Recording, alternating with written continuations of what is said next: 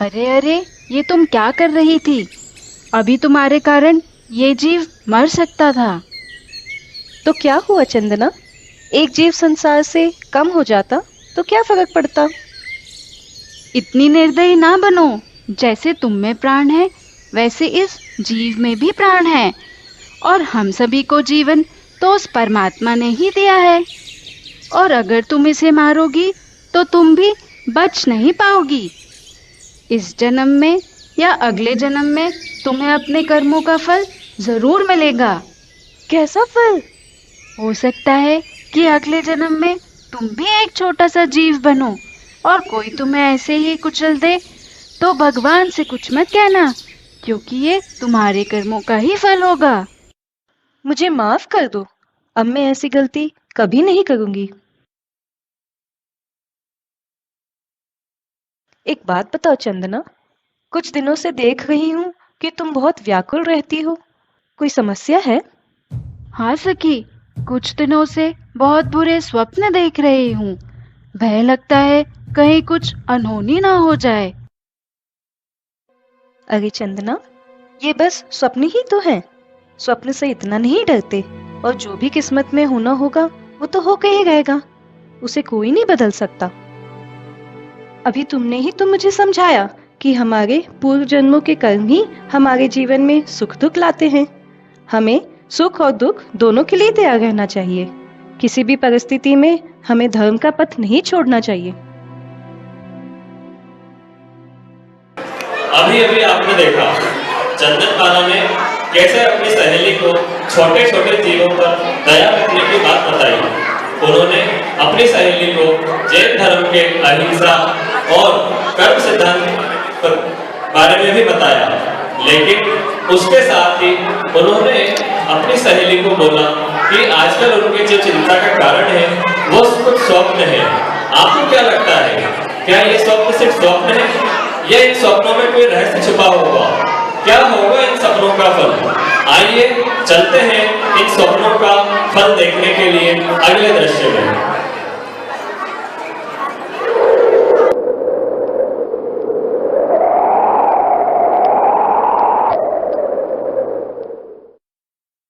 अरे, ये कैसी आवाज है? ये आवाज कहाँ से आ रही है? देखो देखो, आकाश मार्ग से विमान आता दिख रहा है। ये तो किसी विद्याधर का विमान प्रतीत होता है। चलो यहाँ से निकलते हैं। हाँ हाँ हाँ, चलो चलो भागते हैं यहाँ से चंदना, चलो। कहाँ जा रही हो राजकुमारी? तुम्हारे रूप और सुंदरता की जितनी प्रशंसा सुनी थी मैंने, तुम तो उससे भी अधिक सुंदर हो। दुष्ट, हट जा मेरे रास्ते से। हट जाऊं? मुझे मूर्ख समझती हो? ये रूप, ये लावण्य ऐसे कैसे छोड़ दूं? मैं तुम्हें नहीं छोड़ूंगा। चुपचाप मेरे पास आ जाओ, नहीं तो मुझे बल का सहारा लेना होगा। अरे पापी, तू मुझे जानता नहीं। मैं राजा चेटक की पुत्री हूँ। अगर उन्हें पता चला तो तेरे इस अपराध के लिए तुझे प्राण दंड दिया जाएगा। छोड़ दे मुझे दुष्ट, छोड़ दे, छोड़ दे, छोड़ दे, छोड़ दे, छोड़ दे, छोड़ दे, छोड़ दे। ये देखिए, एक विद्याधर आता है और चंदन बाला का अपहरण करके ले जाता है। अब ये विद्याधर यहाँ से विमान में बिठाकर चंदन बाला को ले तो गया, लेकिन आगे जाकर बीच रास्ते में इसको अपनी स्त्री की याद आ जाती है और ये सोचता है यदि मेरी स्त्री को पता चला तो वो बहुत नाराज होगी और फिर पता नहीं मेरे साथ कैसा बर्ताव करे। आखिर वो भी पति तो था ही, तो डर गया भाई। तो लेकिन बीच जंगल में जब वो छोड़ के गया तो वहां पर उसको एक कालक नाम का भील मिल जाता है, जो चंदन बाला को कौशाम्बी नगर के बाजार में ले जाकर छोड़ देता है। अब कौशाम्बी नगर के बाजार में जाकर चंदन बाला के साथ क्या होता है, आइए हम भी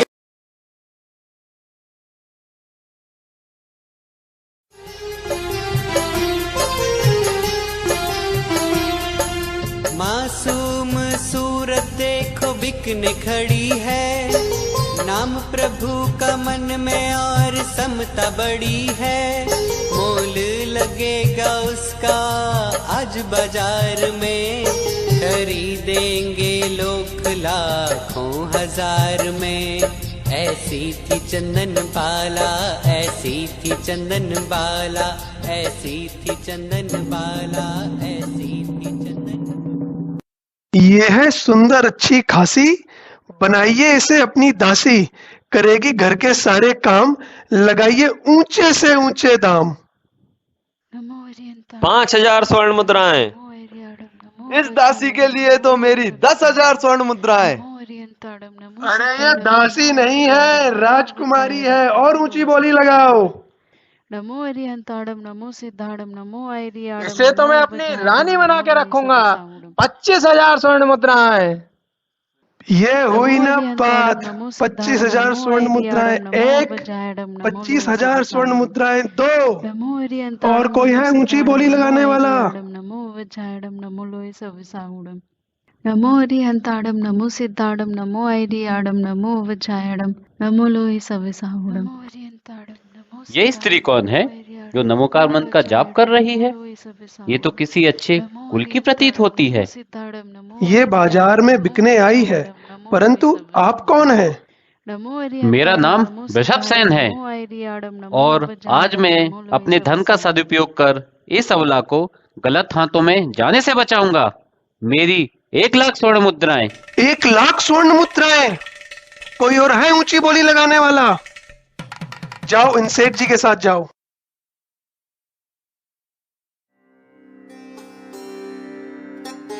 देखो, कर्म की गति भी कैसी विचित्र होती है। आज उसके फेर में पड़कर एक ऊंचे कुल की राजकुमारी बाहर बाजार में दासियों के समान बिक चुकी है। वह जो राजभवन में पली, जिसके हजारों दास दासियां थे, आज से दूसरों की सेवा करके अपना जीवन बिताएगी। इसे ही कहते हैं सुख और दुख कर्मों का फल।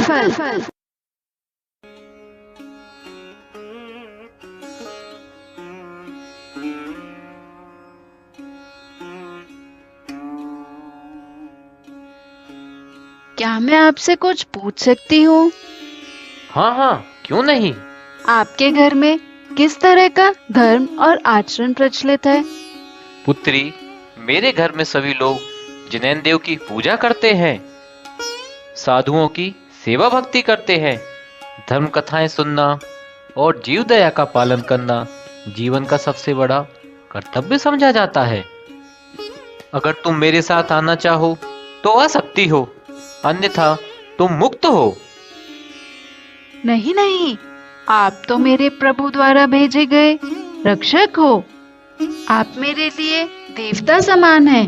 मैं आपकी शरण में रहकर धर्म ध्यान और आपकी सेवा करूंगी। मुझ पर उपकार कीजिए, मुझे शरण दीजिए। पुत्री, चिंता ना करो।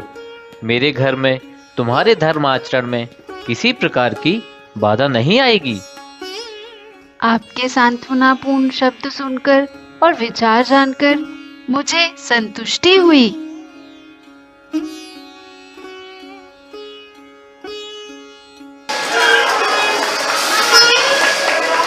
देखा आपने कैसे कैसे कष्ट आ रहे हैं चंद्रमाला पर, फिर भी उनकी सहजता, सरलता और अपने धर्म पर विश्वास अभी भी बना हुआ है।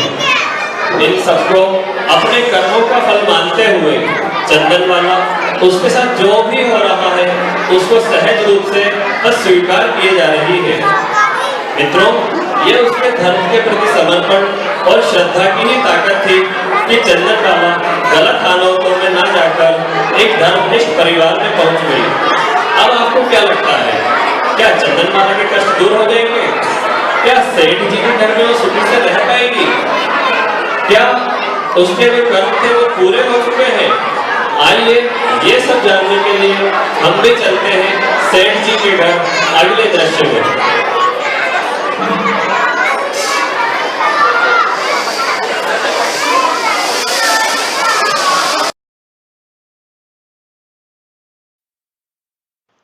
कितनी देर हो गई, आज स्वामी अभी तक घर नहीं आए।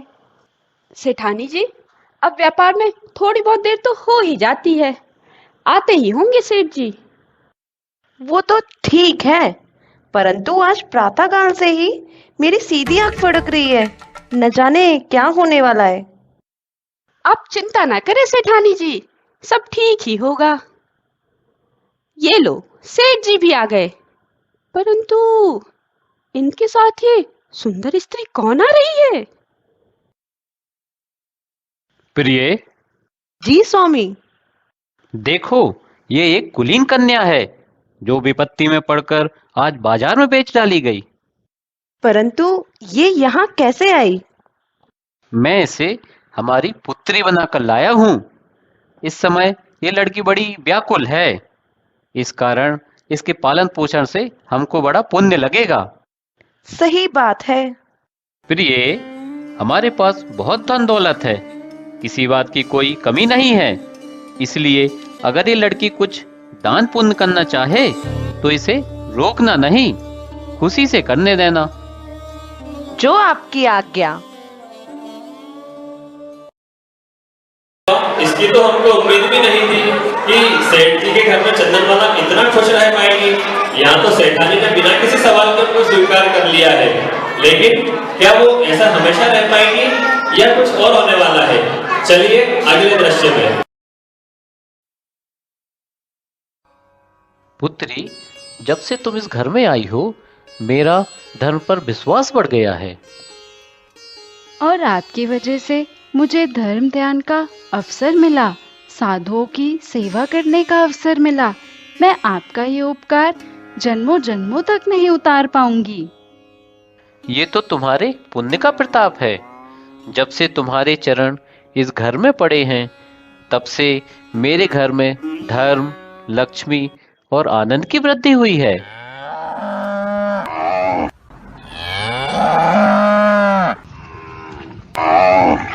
ये कैसी आवाज है पिताजी? ये मूक पशुओं की आवाज है जिन्हें कसाई ले जा रहे हैं। पिताजी, क्या हम इन्हें बचा नहीं सकते? क्यों नहीं मुनीम जी? अति उत्तम विचार है पुत्री। ये विचार मेरे मन में पहले क्यों नहीं आया? सेठ जी, आपने बुलाया? जाइए, सारे पशुओं की रक्षा कीजिए, इन्हें खरीदकर इनके खाने पीने का प्रबंध कीजिए और हमारे नगर में सूचना करवा दीजिए कि आज से जो व्यक्ति मूक पशुओं का ध्यान नहीं रख सकता, उन्हें वे हमारे यहाँ उचित दाम लेकर छोड़ दें। हम उनका पालन करेंगे। जी सेठ जी, जैसी आपकी आज्ञा। अरे अरे, ये क्या कर रहे हैं आप? आप अपने धन को ऐसे ना लौटाएं। माता, ये तो धन का सदुपयोग है। ये लक्ष्मी आपके और पिताजी के पुण्य में कई गुना वृद्धि करेगी। अगर ये लक्ष्मी चली गई तो ये आनंद, ये ऐसो आराम भी चला जाएगा। जरा ध्यान दीजिए, और ना भी दें तो मुझे क्या। रत्ना सही कह रही है। चंदनबाला, तुम इनको गलत सलाह ना दो। चंदनबाला, तुम अंदर जाओ। सेठ जी, हमारे व्यापार का रास्ता 7 देशों के लिए खुल गया है। अब हमारी कमाई 5 गुना बढ़ जाएगी। देखो भाग्यवान, इस पुण्य आत्मा के पुण्य का फल। लक्ष्मी हम पर दोनों हाथों से धन लुटा रही है। लेकिन चंदनवाला के एक कथन पर आपने इतना धन खर्च कर दिया, ये बात मुझे समझ नहीं आई। अरे सेठानी, तुम तो व्यर्थ में बात को बढ़ा रही हो। और चंदनवाला की बातों में एक अजीब सी शक्ति है। उसकी बातों में धर्म है, सभी जीवों के प्रति संवेदना है। उसकी बात सुनकर मुझे बड़ा आनंद आता है। लेकिन तुम इन सब बातों को नहीं समझ सकती, इसलिए मैं जा रहा हूं। मुझे तो दाल में कुछ काला लग रहा है, और पूरी दाल ही काली हो तो मुझे क्या कहना चाहती हो रत्ना? साफ साफ कहो। कल की आई वो चंदनबाला सेठ जी के सर पर बैठ के नाच रही है, और एक आप है जो देख के भी अनदेखा करती हैं। अब आप देखें या ना देखें, मुझे क्या। अरे पहेली मत बुझा और बता क्या कह रही है। सेठानी जी, सही मायने में तो आजकल आपकी एक नहीं चलती, चलती है तो उस चंदन वाला की। मान लीजिए, नहीं माने तो मुझे क्या। तू सही कह रही है रत्ना। अब मुझे ही चंदन वाला को ठीक करना पड़ेगा। घर के सभी नौकरों को छुट्टी दे दो। आज से सारा काम चंदन वाला ही करेगी। अब समझदारी दिखा रही हो सेठानी जी, नहीं तो बात हाथ से निकल जाती, और निकल भी जाए तो मुझे क्या। चंदन बाला, ओ चंदन बाला। कहिए, क्या हुआ? चंदन वाला कहाँ है? ऐसी क्या बात है जो आप सिर्फ चंदन वाला से ही कहना चाहते हो? प्रिय, चंदना हमेशा मुनि महाराज को आहार कराने की भावना भाती है, इसलिए आज मैं उसे बताना चाहता हूँ कि हमारे नगर में मुनि महावीर आए हैं। 5 माह से भी अधिक का समय हो गया है, परंतु पड़गहन की विधि ही नहीं मिल रही है। फिर भी चेहरे पर गजब का तेज है। उनके दर्शन करके ये आंखें धन्य हो गईं। ऐसी क्या विधि ली है मुनि महाराज ने जो मिल ही नहीं रही? नगर का हर जन यही जानना चाहता है, ताकि उनको जल्द से जल्द विधि मिले और सकुशल आहार हो। मेरी भी भावना है कि उनके आहार हमारे यहाँ हों और हम भी धन्य हो जाएं। बस यही बताने आए थे आप चंदन वाला को? ये तो मैं ही उसे बता दूंगी। चल रत्ना, हमको पड़ोसन के यहाँ से 2-3 बार बुलावा आ चुका है। चल वहां जाकर आते हैं। पिताजी, अभी मैंने आपकी बात सुनी। मुनि महावीर कौशाम्बी नगरी में पधारे हैं। ये तो बड़े सौभाग्य की बात है। आप इस चौकी पर विराजे, मैं अभी जल लाकर आपके पांव धुलाती हूँ। लाइए पिताजी, मैं आपके चरण धुला दूं। नहीं पुत्री, तुम जल का लोटा मुझे दे दो, मैं अपने पांव स्वयं धो लूंगा। मेरे पूज्य धर्म पिताजी, दासी का मन ना तोड़िए। इन पवित्र चरणों को धोने दीजिए, मुझे प्रसन्नता मिलेगी। कैसी भोली भाली और गुणवती पुत्री है, जो अपने पिता समान मुझसे प्रेम करती है और दासियों से बढ़कर मेरी सेवा करती है। हे भगवान, वही हुआ जिसका मुझे डर था। सेठ जी अवश्य इस रूपवती रमणी पर मोहित है।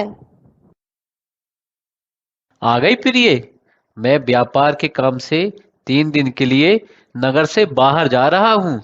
तुम यहाँ सभी का ध्यान रखना। हाँ हाँ, आप जाइए, मैं यहाँ सबका ध्यान रख लूंगी, खास तौर पर उस चंदन वाला का। क्या हुआ सेठानी जी, गुस्सा आ रहा है क्या? नहीं भी आ रहा हो तो मुझे क्या। इस चंदन वाला की हरकतें ही ऐसी हैं, गुस्सा नहीं आएगा क्या? मैं तो हर बार ही कहती हूँ सेठानी जी, कहीं वो आपकी सौत ना बन जाए, और बन भी जाए तो मुझे क्या। जबान संभाल कर बात कर रत्ना, मैं ऐसा कभी नहीं होने दूंगी। कहाँ है वो चंदन वाला? उसे बेड़ियों में बांधकर मेरे पास लेकर आओ। आज इसके लहराते हुए बाल मैं उखाड़ फेंकूंगी।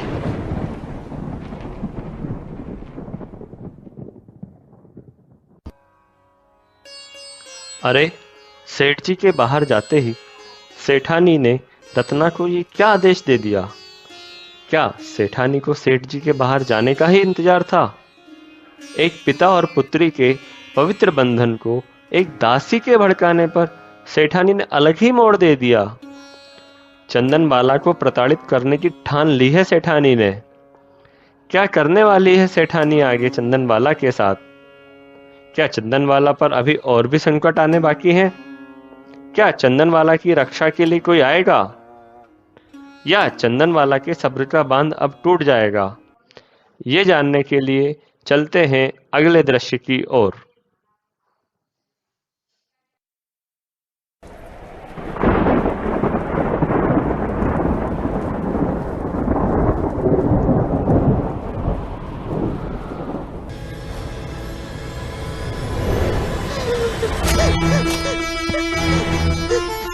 क्या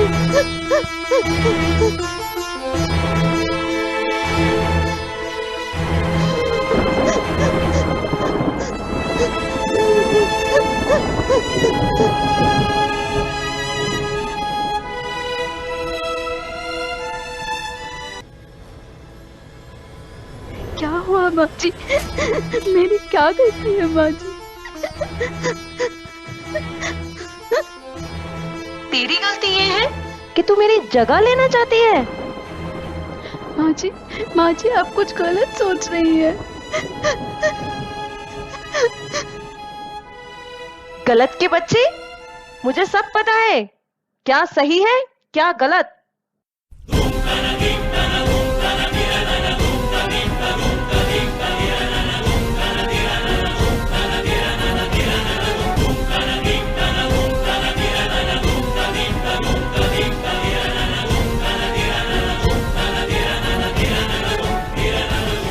आँखों से बह रही है अश्रु की धारा, सेठानी तूने ये क्या कर डाला, बालों को उसके सर से उतारा, चंदन का उसने मुंडन कर डाला, ऐसी थी चंदन बाला, ऐसी थी चंदन बाला, ऐसी थी चंदन बाला, ऐसी थी चंदन बाला।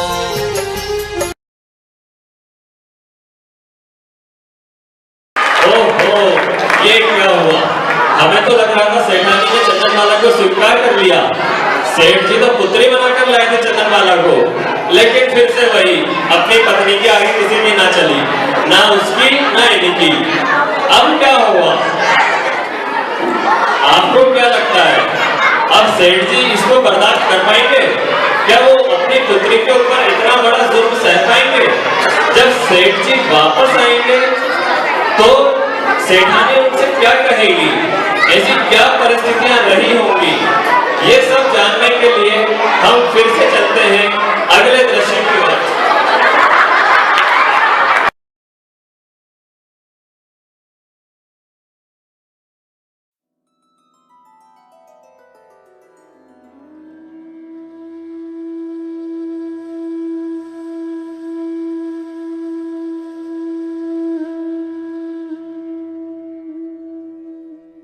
क्या हो गया इस घर को? इतनी उदासी क्यों छाई है? और पुत्री चंदनमाला कहाँ है? बड़ी पुत्री पुत्री करते हो और मुझसे ही झूठ बोलते हो। मुझे क्या पता कहाँ है चंदनमाला। तुम्हें नहीं पता तो किसको पता होगा? तो मैं क्या उसके पीछे पीछे घूमती रहती हूँ? जब से मैं आया हूँ तब से उसकी शक्ल नहीं देखी, और तुम्हारी बातों से मुझे संदेह उत्पन्न हो रहा है। आजकल वो घर में टिकती ही कहाँ है, कहीं सैर सपाटा कर रही होगी। आप पहले भोजन कर लो, फिर उसको ढूंढ लेना। लेकिन अपनी पुत्री की शक्ल देखे बिना मैं भोजन कैसे कर लूं? तो बैठे रहो उसके इंतजार में, मैं तो चली। कोई नहीं बता रहा है, क्या करूं, कहां ढूंढूं? किस हाल में होगी मेरी पुत्री? मुझे तो इसमें सेठानी की ही साजिश लग रही है। तुम बताओ रत्ना, कहां है चंदनमाला? तुम्हें तो जरूर पता होगा, और सच सच बताना, नहीं तो सभी दासियों को जेल में बंद करा दूंगा। सेठ जी ऐसा नहीं करना, आप तो हमारे अन्नदाता हैं। सेठानी जी के मना करने पर ही मैंने आपको कुछ भी नहीं बताया। अगर उन्हें पता चला कि मैंने आपको बताया है तो वो मेरा भी बुरा हाल करेंगी। तुम निश्चिंत होकर बताओ, मैं उस निर्दयी स्त्री को इतना समय ही नहीं दूंगा कि वह किसी और पर अत्याचार कर सके। सेठ जी, काल कोठरी की तरफ।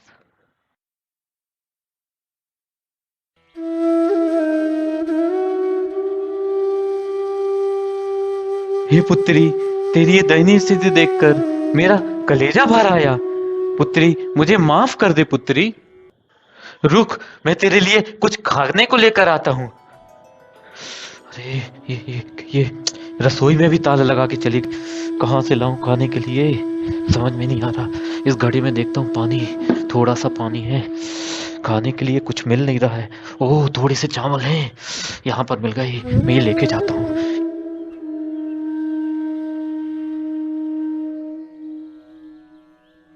पुत्री तू इसको ग्रहण कर, मैं तुझे अभी इस बंधन से मुक्त कराने का उपाय करता हूँ।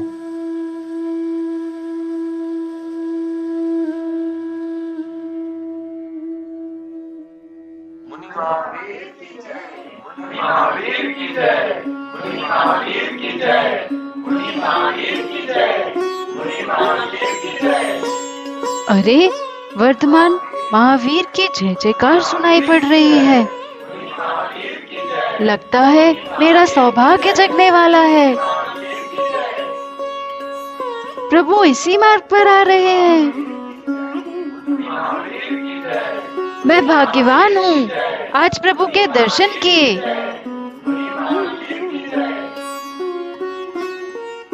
अरे प्रभु आहार को निकल रहे हैं। यदि मैं आहार दे पाती तो जन्म जन्म के पाप कट जाते। पर युग पुरुष को आहार में क्या दूंगी? हे स्वामी नमोस्तु नमोस्तु नमोस्तु, आहार जल शुद्ध है। हे स्वामी नमोस्तु नमोस्तु नमोस्तु। मेरा दुर्भाग्य, प्रभु द्वार से लौट रहे हैं।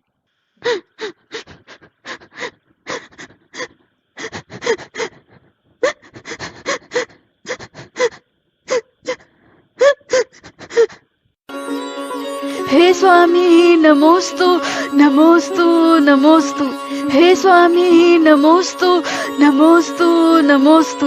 हे स्वामी नमोस्तु नमोस्तु नमोस्तु। आत्रो आत्रो आत्रो, तिष्ठो तिष्ठो तिष्ठो। मन शुद्धि वचन शुद्धि आहार जल शुद्ध है। हे स्वामी नमोस्तु नमोस्तु नमोस्तु।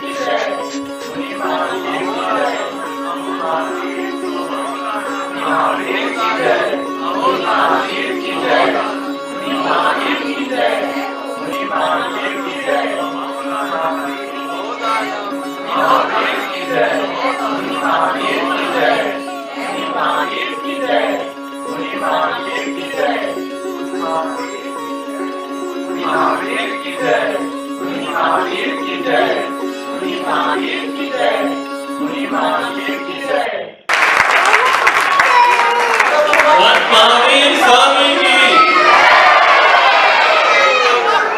देखा आपने भगवान का अतिशय।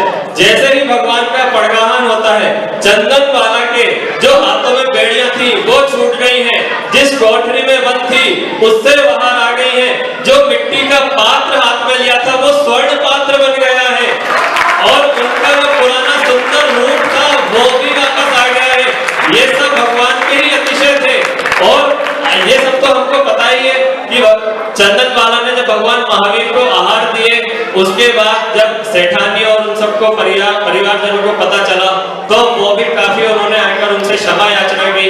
और चंदन वाला अपने पिता से आज्ञा लेकर, अपने धर्म पिता से आज्ञा लेकर आदि का दीक्षा की और आदि का दीक्षा ली, और बाद में स्वर्ग की प्राप्ति की। अच्युत स्वर्ग में वो देव बनी थी। और यही मतलब सारे अतिशय हमने आपको यहाँ पर दिखाने का प्रयास किया, और हम उम्मीद करते हैं आपको ये पसंद आया होगा। आपने किसी ने सोचा क्या? कुछ चीजें हैं क्या आपने सोचा जब मुनि महाराज आहार के लिए आए तो उनके हाथ में पीछे का मंडल क्यों नहीं था? क्यों? क्योंकि तीर्थंकर पीछे का मंडल नहीं रखते। उनको ना निहार होता है, जन्म के अतिशय से ही उनको निहार नहीं होता, कमंडल की जरूरत नहीं है।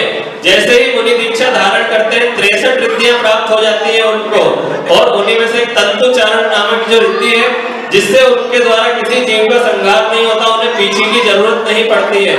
लेकिन जब भगवान आगे आए और वापस पीछे क्यों गए? चंदन वाला तो वही वही थी, वही जेल था, वही सब कुछ था, लेकिन भगवान को देखकर चंदनवाला के होठों पर मुस्कान आ गई। और भगवान की विधि थी कि आज तभी आहार लूंगा जब कोई एक राजकुमारी बेड़ियों से बंधी हो, सिर मुड़ा हुआ हो, आंखों में आंसू हो, सब कुछ था, सिर्फ आंखों में आंसू नहीं थे, चंदनवाला के अधरों पर मुस्कान थी।